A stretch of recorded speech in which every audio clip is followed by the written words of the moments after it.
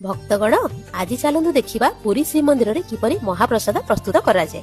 प्रथमे एही दरभंगा साधारण अमुणिया चाउल को माटी पात्र रे फुटुथिबा गरम पानी रे सिजाइबा। सिजिगला परे एही चाउल को अन्न कुहा जाय। एही अन्न को रोषेईशाला बाहर को नेला परे एहाको कुहा जाय छेक। एही छेक को वर्तमान भैरव चक्र उपरे रखा जाय तिनी ठाकुर को निवेदन पई प्रस्तुत करागला बेले एहाको कुहा जाय नैवेद्य। नैवेद्य बा निवेदन परे जेते बेले तिनी ठाकुर एहाको ग्रहण करंती एहा होई जाय भोग। एहा परे शक्ति रूपा मा विमला को एही भोग अर्पण करागला परे एहा होई जाय महाप्रसाद।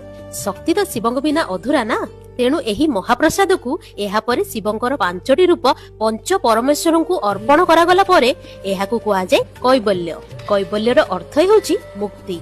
विष्णु शक्ति शिव एही तिनी ठाकुरଙ୍କ पाखरे प्रसाद लागिला परे प्रसादटी संपूर्ण अशुद्धिरु मुक्त होई भक्त मानकर खाइबा योग्य हेला परे एहाको कुहा जाय अभडा। खाइ सारला परे जे अभडार अन्न बळी जाय ताहा सुखी गला परे कुहा जाय निर्माल्य।